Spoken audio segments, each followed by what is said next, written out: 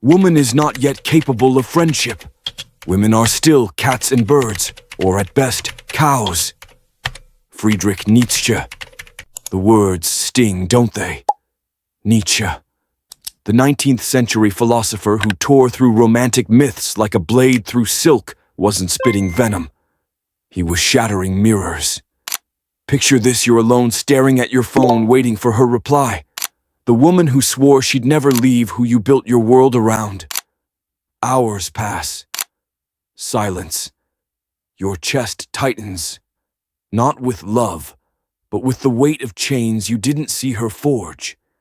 You thought you were her anchor. But what if you were her mirror, reflecting only what she needed to see? This is the quiet heartbreak of modern love. The pedestal you placed her on is cracking. One moment she's your muse, her laughter lighting your world. The next, she's a stranger, her silence, a weapon. You're left decoding her moods, her distance, her sudden shifts, wondering where you went wrong. The truth burns, you didn't lose her. You lost yourself chasing an illusion of love that was never about connection, but control. On Philosoul, we don't flinch from the pain. We don't dress betrayal in soft words or abandonment in poetic excuses. We stare into the mirror and see the chains yours, hers, and the one society forged for both. Nietzsche saw it over a century ago in his ruthless critique of romantic idealism. Love, as we're taught, is a beautiful lie, a power exchange disguised as devotion. Men seek to shape the world with will. Women historically denied that path, mastered the art of shaping wills, not out of malice but survival. And you, caught in their dance, mistook her leverage for love, her need for intimacy. This isn't about hating women. It's about waking up. It's about seeing the game of emotional obedience for what it is, a trap that wounds both players. The question is, will you keep staring into her mirror, hoping to see yourself, or will you break the glass and choose sovereignty? Here we don't look away. We see what hurts and what hides behind it. Subscribe to Philosoul, not for noise, but for the voice you've ignored too long. Your own. Because what you're about to hear will strip away every romantic myth you've clung to. It'll hurt, but it'll set you free. Have you ever felt like you're playing a game where only she holds the rules? One day she's warmth, her smile your salvation. The next she's calculation, her silence a blade. You replay every word, every choice, searching for the moment you broke her spell. Nietzsche called this the eternal feminine, not the goddess of poetry, but a performance of emotional leverage so subtle you don't see the chains until they're locked. This isn't just about women. Men wield their own leverage, silence, anger, resources to dominate. But Nietzsche zeroed in on a dynamic rooted in survival, where men impose will directly, women denied that power, mastered indirect influence. It's not about morality or intelligence. It's about strategies carved into our bones over millennia. She doesn't command you to change. She creates emotional climates.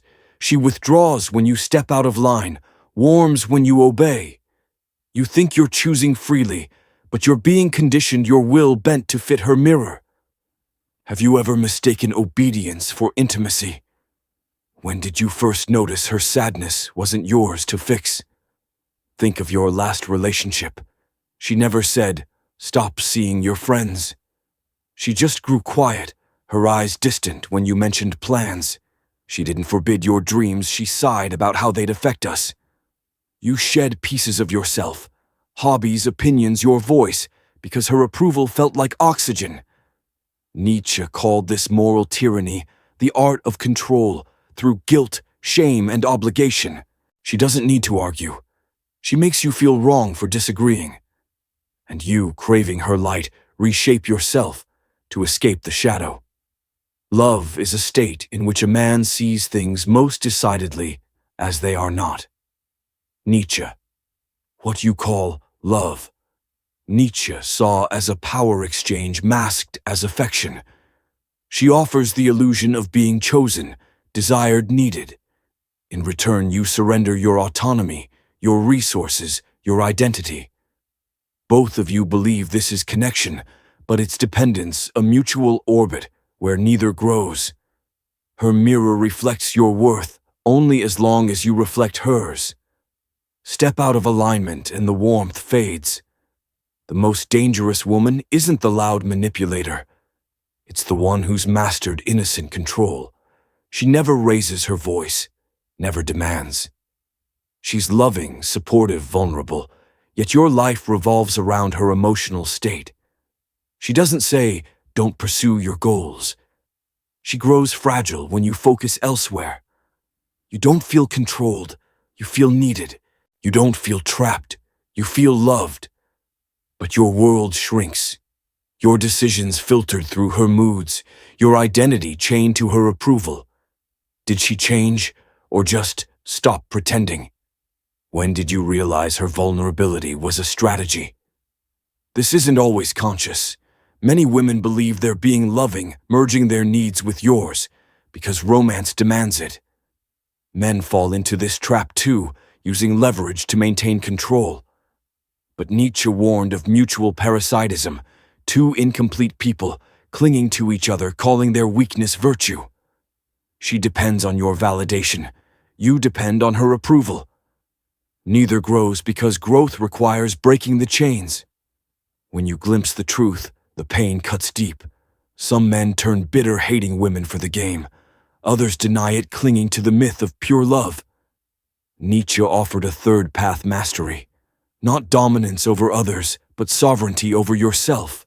Understand the game so well, you can choose whether to play, how to play, or when to walk away. This is the power of non-reaction. Choosing stillness when her emotional storms rage, refusing to let her mirror define you. Breaking free hurts. You'll face guilt for not fixing her pain, fear of loneliness without her light. These are the chain's final pull. Journal your doubts. Seek men who've walked this path. The fallout is real, but so is the freedom on the other side. The moment you stop making her emotional state your responsibility, everything shifts. Nietzsche called this self-overcoming, the process of becoming so complete within yourself that you no longer need her mirror to feel whole. You enjoy her affection without craving it, appreciate her company without being chained to it. This is the revolution, not hating her, but refusing to orbit her needs. Her response reveals the truth. If she respects your boundaries, stepping up as an equal, you might build something real, a partnership where both bring stability, set mutual goals, and honor each other's paths. Healthy love isn't a merger. It's two sovereign souls choosing to walk together, each with their own fire. But if she escalates more drama, more guilt, more crises to pull you back, she was never after love. She wanted leverage. This is where the savior complex crumbles. You believed if you loved her enough, sacrificed enough, she'd feel secure and stop testing you. You saw her instability as a wound your love could heal.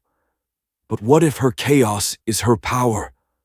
As long as she's unpredictable, you're focused on her moods, not your mission. As long as she's fragile, you're her protector, not her partner. Nietzsche saw this as a trap. Some people, men and women, cultivate instability because it gives them control. They don't want healing. They want chains.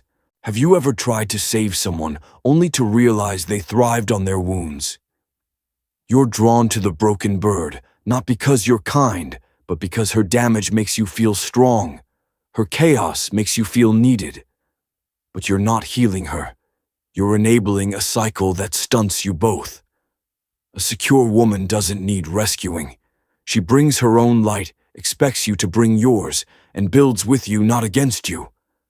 She might feel boring if you're addicted to drama, but she's the only one worth choosing. The demand to be loved is the greatest of all arrogant presumptions. Schopenhauer. Nietzsche's radical insight was that modern love Merging identities, dissolving boundaries is a recipe for destruction. When you blend into her mirror, neither of you grows. You become a closed system, each feeding the other's weaknesses, chained to mutual need. He proposed love at a distance, loving from strength, not craving. Appreciating her fire without needing it to warm you. Giving freely without expecting return, receiving gratefully without dependence. This love threatens those who use relationships to avoid themselves.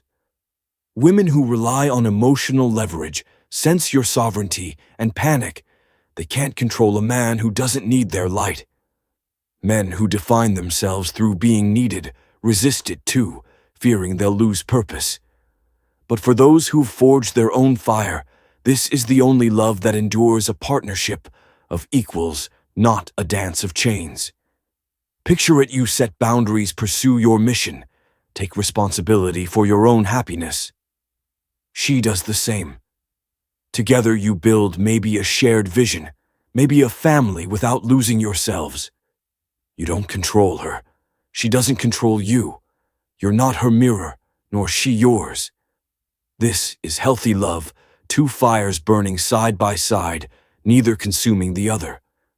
You started this journey staring into her mirror, your heart heavy with betrayal, your soul bruised by abandonment. You thought love was the answer, but it was the chain. Now you see clearly you didn't lose her. You lost the man you became to keep her. The truth Nietzsche unveiled isn't about women, it's about you. About the illusions you bought, the obedience you mistook for devotion, the dependence you called connection. The masculine arc isn't about chasing validation or fixing her wounds. It's about forging internal gravity, becoming so complete that no one's mirror can define you. This is sovereignty, loving without losing yourself, caring without being chained, choosing without needing. It's not easy. You'll disappoint those who want you small. You'll walk away from relationships built on need. But the reward is freedom. Freedom from manipulation, from the need to be needed, from the lie that love completes you. Have you walked this fire? Tell us below, so no man feels like he's breaking alone. Nietzsche warned us a century ago. Romantic myths are chains. Emotional leverage is tyranny, and salvation lies within, not in another. Most aren't ready to hear it. But you are. You stayed through the pain, the truth, the call to wake up. Now the choice is yours. Will you cling to the old game, trading your fire for her mirror, or will you forge your own light, becoming the man who loves authentically, because he needs nothing in return? If this truth shook something awake in you, share it. Not for the algorithm, but for the soul that's still asleep. What moment broke your chains? When did you see the mirror for what it was? This is Philosoul, where the illusion ends and something ancient begins. Thank you for watching. Walk your path with quiet strength.